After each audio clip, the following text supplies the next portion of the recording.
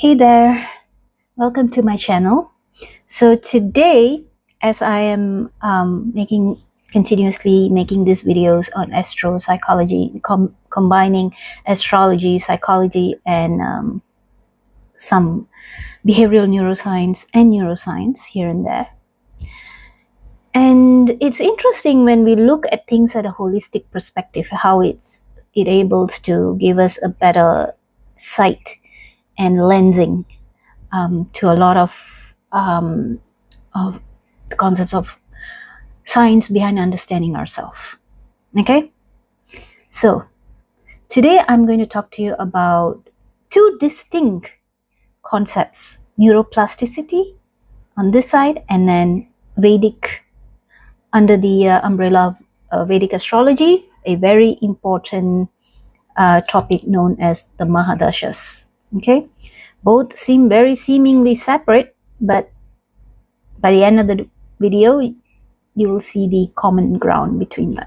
Okay, now while neuroplasticity explores and explains about the malleable nature of our brain, how it is able to grow, develop new neural networks based on our learning, daily life transformation experiences, good or bad, Vedic mahadashas are basically planetary influences.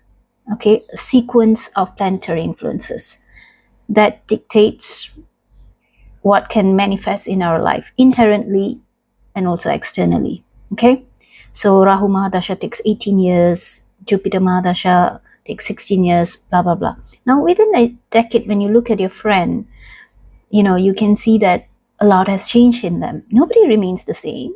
You're not the same when you were, like from the time you were a baby. So much has changed, isn't it? So you think just the outside is changing? Inside too, emotionally, mentally, your thoughts. Nobody is the same. And this is all something that we can study in neuroplasticity as well as Mahadasha. Looking at both of this gives us a very holistic lens to understand the science behind how we change, transform, and all of that. Okay, the problem is a lot of people are either extremely on the science side, or science, and I don't believe in astrology and things like that. And then people on this side who are into Vedic sciences, they only believe this model, and I don't look at that side. A lot of people are like that. Astrologers, they don't talk about too much of science. They may just read something and that's it. They don't explore, they don't experiment, they don't get to the bottom of it. And people in this side, all they do is, I'm just a science believer. I don't believe in astrology and things like that. Those are woo and pseudosciences. So what you're doing is, you say you're a scientific minded person, but the very core of scientific method is to explore, to research, to look into things, to perform experiments, observation. The number one key to a scientific method is observation. And you take your inference, all right, make inferences, make observation, and people don't do that. It's just, oh, I believe in this, da da da da da da, I believe in this, and that it's everything is so separate. Okay, maybe you shouldn't blame people too much. It's just that how the system conditioned a lot of people. So the human mind is a universe of complexity. Yeah, if you look at it from a certain angle, we may think that our brain and our mind is of a very complex nature. However, if you spoke to an adept, a spiritual adept, or a siddhar, he may say otherwise. It's actually all very simple. It's very straightforward, but you get the idea, right? Okay. Now, the human mind is a universe of complexity capable of incredible adaptation. All right? While our journeys are often seen as guided by cosmic rhythms. Now, while seemingly separate, understanding them can offer profound perspectives, leaving the interconnectedness for our own contemplation. All right? This is why I'm always about, let's look at this left side and let's look at the right side. Always be at the center. At the center is where all our chakras are aligned. They're not this side and that side. Right here at the center. That's when we see everything. Not, oh, I only support this, I only support that. Once you understand being centered, then you'll understand how politics is a huge drama. But that's a whole story for another day, right? Okay, so the adaptable brain. Neuroplasticity is the remarkable capacity of our brains to change and reorganize throughout life. The malleable nature of our brain encompasses things like synaptic plasticity, the way connections between neurons strengthen or weaken, and the development of new neural pathways. It's fundamental to learning, skill acquisition, and even recovery from injury, highlighting the incredible dynamism of our very biology. Okay? So imagine when you were a child and you're learning to walk. How are you conditioning and developing new neural circuits? Now, you went through a very happy occasion, 5 years of great happiness. You got married, had children, you just got promoted in your job, and then all these happy things, 5 years. What kind of neural pathways or circuits have you built? You become a more happy person. So once you're very happy and you go through a lot of joyful things in life, what then happens? Confidence. And you think, nobody can destroy you, nothing can destroy you. Is that confidence and trust in the universe, nature, and this sort of trust in something that you have, nothing can destroy you.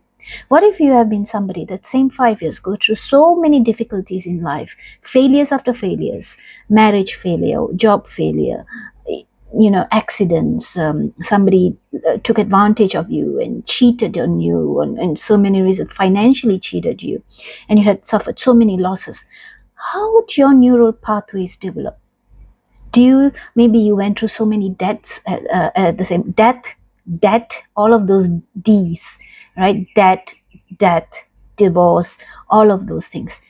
How would your neural pathways or circuits develop, and how would they be? Then how would they prepare you? Because when you understand neuroplasticity at a whole, it's just that how our brain evolutionarily, primarily has been designed to protect us. So when we get hurt, we touch something, you touch cactus and it pricks us. We're not going to go there again and get hurt, right? So it creates, let's say, you go through terrible trauma, abuse by someone. So that makes you not trust people. That is the PTSD that you experience, isn't it? So all of this, how we change with either joyful or sorrowful experience in life, whether positive or negative, how we change and we grow and we develop and we transform through pressure or happiness and joy. We can, of course, biologically study from a neuroplasticity angle, but also on a more macro level, we can study it from Vedic astrology's mahadasas. All right, so now let's go to the mahadasha part. Vedic mahadasas are a key concept that interprets the influence of planetary periods in our life. These periods are calculated based on birth details and are believed to shape the trajectory of our destiny, influencing opportunities, challenges, and overall well-being. They provide a lens for understanding the cyclical nature of existence and archetypes of time in life's experiences. Vary. Like if you're going through the mahadasha of eighth lord, okay, the eighth lord mahadasha, it can bring death. You can experience death, grief. You can experience sudden windfalls of wealth. You may suddenly rags to riches. You may have won the lottery. All right, eighth house means maybe shifting to a new location, total transformation. Let's say the mahadasha is 16 years. 16 years, it will give you so much pressure. But also, with pressure comes this transformative period, which may give you great gains. But with transformation, a transformative life, there's always going to be you coming out of your shell, coming out of your comfort zone, going to this new experience of life, a new complete location in life, whether physically or emotionally or mentally, all right, intellectually also. We change intellectually as we grow, new experiences, new wisdom, right? And so, eighth house also, you have to experience, understand that it's about sudden gains of wealth from other people, insurance money, money from your spouse, marital wealth, all of this. So you can experience all of that. Also, just sudden loss of money. Suddenly, you were such a person who was suddenly, who was always respected, high reputation, high status, and suddenly you just fall. So this is all about the eighth house. So the whole Mahadasha would be a chapter of something you experience from all of this, whatever I just said, from an eighth house thing, right? And so we go through a second house. Second house is directly opposite of the eighth house. So second house is about family, it's about also finance, but finance where it's more monotonous. Eighth house is more of a fluctuating house. It's a water sign, Scorpio. Okay, Taurus can give you a good family life, having children, finances, and things like that, but it's more monotonous. So if you like adventure, go for eighth house. Second house can be quite boring. Now, so Mahadasha can be associated with personal growth or challenge, correlates with significant neuroplastic changes that I just mentioned, as the brain adapts and remodels itself in response to new circumstances and demands. We could draw parallels showing how traumatic Mahadashas might trigger specific neural pathways related to resilience or coping mechanisms, while prosperous periods may foster enhanced cognitive functions and connectivity. So how, basically my presentation, I hope it illustrates how our understanding provides, how this understanding provides a more holistic view from both sides, and empowering us to navigate life cycles with a greater self-awareness and purpose, actively participating in our own development and understanding the left and right, aspects of it intellectually. Okay. The core bridging would be how Mahadasha transitions trigger profound changes in our environment experiences, which in turn actively shape and rewire our brains to neuroplasticity. This suggests a harmonious interplay between predetermined cycles and personal evolution. Now, is life really predetermined? Is there like something destined? Now, let me, make this quite simply. When we say specifically destined, no, I'm into astrology. Who are you going to marry? Maybe archetypes. This is why when you come to astrology, there is no such thing as something that is boxed and certainty. Okay, so you have Mars in your seventh house, let's say.